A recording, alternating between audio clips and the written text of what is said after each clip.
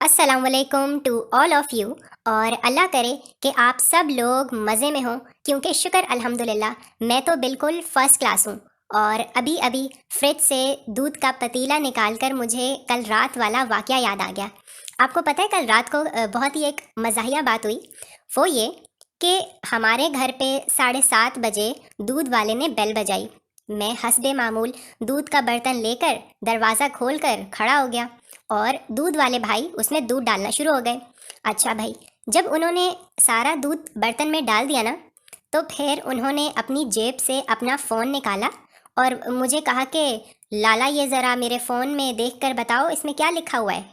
मैंने कहा लाएं मैं देख लेता हूँ क्या लिखा हुआ है। मैंने उनका फ़ोन हाथ में लिया तो उसके ऊपर लिखा हुआ था 10 अनरीड मैसेजेस। मैंने कहा भाई आपको किसी ने 10 मैसेजेस किए हुए हैं, ये लिखा हुआ है स्क्रीन पर। तो उन्होंने कहा कि किसने किया है मुझे मैसेज, ज़रा आप मैसेज पढ़ के बता सकते हो। मैंने कहा अच्छा मैं मैसेज पढ़ता हूँ। मैंने पहला मैसेज खोला तो उसके ऊपर लिखा हुआ था कि कौन जीतेगा ये वर्ल्ड कप, हमें अपनी राय से आगाह करें और जीतें बेशुमार मिनट्स, एमबीज और ना जाने क्या कुछ।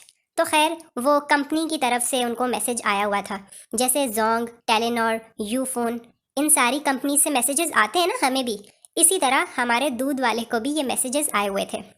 तो मैंने कहा कि आपकी कंपनी ने आपसे ये पूछा है कि आपके ख्याल से इस साल का वर्ल्ड कप कौन जीतेगा। आप उन्हें जब ये बताएंगे तो अगर आपका जवाब ठीक हुआ तो आपको मिलेंगे बहुत सारे मिनट्स और मैसेजेस और इंटरनेट एमबीज। तो दूध वाले ने कहा लाला मुझे क्या पता कौन जीतेगा वर्ल्ड कप, हमारी तरफ से कोई भी जीते, पाकिस्तान तो बाहर हो गया। तो यह सुनकर मुझे इतनी हंसी आई। मैंने कहा अरे अगर आपको कोई जवाब नहीं देना तो आप बेशक उनको ना लिखकर भेजें। इस तरह के मैसेजेस तो वो हर किसी को भेजते ही रहते हैं, इस तरह के मैसेज तो हमें भी आते हैं, सच में आप फिक्र नहीं करें। तो खैर फिर उसने कहा कि अच्छा, मैंने कहा पता नहीं किसके बहुत ज़रूरी 10 मैसेजेस आए होंगे। मैंने कहा ठीक है, ये आप अपना फ़ोन पकड़ें और हमारा दूध हमें दे दें। और ये कहकर मैं अंदर आ गया था। सो बस आज सुबह सुबह जब मैं ये अपने रस पर मिलाई लगाने के लिए दूध का पतीला फ्रिज से बाहर निकाला तो मुझे वो भाई अचानक याद आ गए थे जिन्होंने मुझसे ये कहा था कि देख कर बताओ किसके मैसेजेस आए हैं। सो आपको पता है हम बचपन में भी रस पर मलाई लगाकर बहुत शौक से खाया करते थे। और बल्कि कभी कभार तो ऐसा होता था कि अगर हमें कोई सालन अच्छा नहीं लगता था ना, जैसे मामा ने अगर बना लिए हैं करेले या फिर कद्दू, पेठा, तोरी, बैंगन, God, please, no! No! इस तरह की चीज़ों से हमारी बहुत दुश्मनी थी इन चीज़ों से।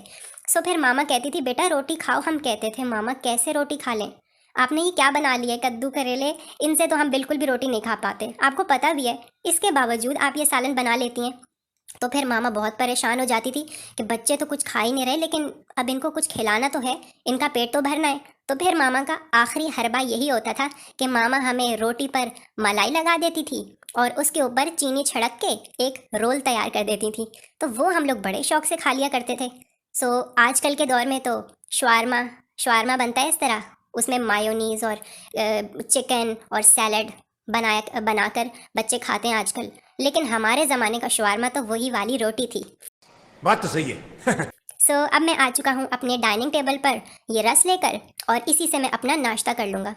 और ये देखें, रोज़ हमारे घर में आसपास कोई नई फास्ट फूड की दुकान खुल जाती है और उसके मेन्यूज़ हमारे घर में लोग डालकर चले जाते हैं इश्तहार करने के लिए। मामा और पापा तो इतना तंग आ गए हैं इन चीज़ों से कि मैं आपको क्या बताऊँ। वो रोज़ यही कहते हैं कि खुदा जाने आजकल के बच्चे इन बेकार पिज़्ज़े और बर्गर के चक्कर में क्यों पड़े हुए हैं। सिवाय इन पिज़्ज़े और बर्गर के कोई खाने की तरफ इनका ध्यान नहीं है। इतने पैसों में तुम कोई फल या फिर सब्ज़ी खरीद कर खाओ तो तुम्हें कोई फ़ायदा हो। आप लोग मुझे कमेंट करके ज़रूर बताएं कि क्या आपके मामा पापा भी इसी तरह बुरा मानते हैं आप कभी अगर पिज़्ज़ा या बर्गर या सैंडविचेस वगैरह ऑर्डर करें तो। हमारे अम्मी अबू तो बहुत डांटते हैं हमें, लेकिन हम लोग फिर भी महीने में थोड़ा थोड़ा बहुत खा लेते हैं, ज़्यादा नहीं खाते, क्योंकि मामा कहती हैं कि ये सारी चीज़ें मैदे से बनती हैं और ज़रूरत से ज़्यादा मैदा हमारे पेट के लिए अच्छा नहीं है। अच्छा। अब मैं आ चुका हूँ ऊपर और मैं ये सोच रहा हूँ कि बजाय ये कि मैं बाहर से कुछ ऑर्डर कर लूँ, आज रात को मैं कुछ बना कर खाऊंगा। हाँ ये ठीक है। अभी मैं आ चुका हूँ ऊपर और नहाने से पहले मैंने सोचा कि मैं अपने कपड़े इस्त्री कर लूँ और उसके बाद नहाकर आराम से धूप लूँगा छत पर जाकर। आजकल लाहौर में इतनी ठंड आई है, बहुत ज़्यादा तो नहीं आई लेकिन फिर भी इतनी आ गई है कि इंसान नहाने के बाद छत पर जाकर बैठ जाए। सो मेरे कपड़े इस्त्री हो गए थे और कपड़े इस्त्री करने के बाद मैं आ गया था छत पर, और आज तो अच्छी खासी धूप निकली हुई थी। बस एक पानी की बोतल उठाई मैंने और मैं छत पर आ गया था। मैंने छत पर आकर देखा कि हमारा जो छत पर बाजरा और पानी रखा होता है ना, तो बाजरा कुछ फैला फैला लग रहा था मुझे। यहाँ कुछ तो गड़बड़ है। और पता नहीं मुझे अचानक क्या सूझी, मैंने एक डंडा उठाया और बाजरे को कूटना शुरू कर दिया। मुझे अचानक पता है क्या याद आ गया, हमारी मामा सर्दियों में बनाती हैं बाजरे की खिचड़ी। उसके लिए बाजरे को इसी तरह इमाम दस्ते में रखकर कूटा जाता है। आप लोग मुझे बताएं कि क्या सर्दियों में आप लोगों के घर पे बनती है ये बाजरे की खिचड़ी? हमें तो बहुत पसंद आती है, इतनी मज़े की लगती है। सर्दियों में ब्लैंकेट में बैठ के आराम से बाजरे की खिचड़ी खा रहे हो, साथ में टीवी देख रहे हो, तो ज़िंदगी पुरसुकून हो जाती है। आए हाय हाय हाय। और ये देखें, मैंने एक एक बाजरे का पीस उठाया और इसको मैं पानी में डाल रहा हूँ। आपको पता है जो हमारी छत पे परिंदे पानी और बाजरा खाने पीने के लिए आते हैं, उनके लिए बहुत आसानी हो जाती है अगर बाजरा पानी में गिरा हुआ हो, क्योंकि वो नरम हो जाता है और उनकी चोंच में आराम से टूट जाता है। तो बस यही वजह थी। थोड़ी देर तक मैं धूप सेकता रहा छत पर और परिंदों के बाजरे को नरम करता रहा, और फिर जब शाम हो गई तो मैंने नीचे आकर सैंडविचेस बना लिए थे, जैसा कि आज मेरा इरादा था सैंडविच बनाने का। और ब्रेड निकाली, ब्रेड के अंदर मैंने एक कबाब तोड़ फोड़ कर डाल लिया, उसके अंदर मैंने चिकन स्प्रेड लगा लिया, और पता है मेरे पास पिज़्ज़ा सॉस भी रखी हुई है, वो भी मैंने इसके अंदर लगा ली थी, और गार्लिक सॉस भी लगा लिया था। लेकिन ये सारी चीज़ें मुझे लग रहा है मैंने कुछ ज़्यादा ही डाल दी थी, इसीलिए जब मैंने अपना ये सैंडविच मेकर खोला तो मेरी सारी सॉस इधर उधर से बाहर टपक रही थी। मैंने कहा अरे लगता है ये कुछ ज़्यादा ही डल गई इस दफ़ा, अगली दफ़ा मैं इंशाल्लाह थोड़ी कम डालूँगा। लेकिन फ़िलहाल तो इस सैंडविच को खाने से पहले मुझे ये सारा सैंडविच मेकर साफ़ करना पड़ेगा, वरना मामा मेरी दुर्गत बना देंगी। आपको पता है मैं जब भी सैंडविच मेकर में सैंडविच बनाता हूँ तो मामा मुझे कहती हैं कि बेटा सैंडविच आपने बना लिया, लेकिन सैंडविच मेकर को साफ़ क्यों नहीं किया? ये देखें, इसमें जगह जगह ऑयल लगा हुआ है। अब इसको मैं कपड़े से साफ़ करके वापस रखूँगा, वरना मेरी खैर नहीं है। मामा तो सफाई के बारे में इतनी पक्की हैं मैं आपको बता नहीं सकता। ज़रा सी कोई गंदगी मामा को नज़र आ जाए तो मामा बख्शती नहीं है हमें। हर चीज़ बिल्कुल नीट एंड क्लीन चाहिए होती है। सो ये है अगले दिन का क्लिप। सो आज बच्चों को पता नहीं क्या सूझी, उन्होंने अब्दुल अहद के सर के ऊपर कुशन रख दिया और कहने लगे कि भाई आज अब्दुल अहद की बारात आ रही है। तो क्या नाचो मैं? मैंने कहा अरे अरे अरे ये क्या सूझी, बारात इतने छोटे बच्चे की?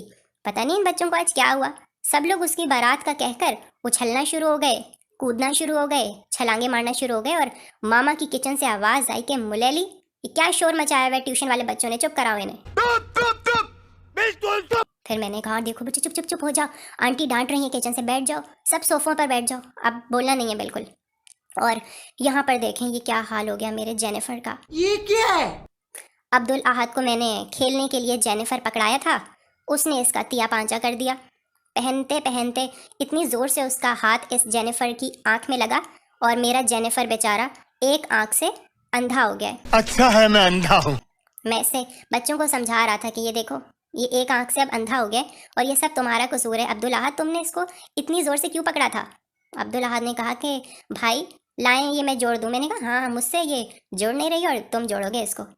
अब मैं बाबा से कहूँगा कि समद बॉन्ड लेकर आएँ, उससे चिपकाऊंगा इस आँख को। और आपको पता है ये आँख मैंने बनाई कैसे थी?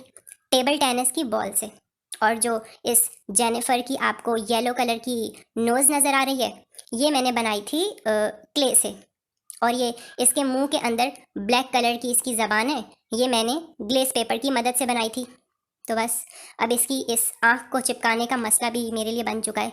अल्लाह करे ये चिपक जाए। और मैंने तो अब्दुल अहद से कहा हुआ है कि अब्दुल अहद ये जेनिफर मैं एक दिन तुम्हें दे दूंगा। जज़ाकल्लाह, थैंक यू सो मच। सो बस इसी के साथ मेरा आज का ये व्लॉग होता है क्लोज। अगर आपको ये वीडियो अच्छी लगी है तो मेरी वीडियो को लाइक करें नहीं। और मेरे चैनल को सब्सक्राइब करना बिल्कुल मत भूलें। प्लीज सब करा सारा खबर। मैं आप लोगों से मिलूंगा बहुत जल्द किसी और व्लॉग में। तब तक के लिए खुदा हाफिज और शब्बा खैर।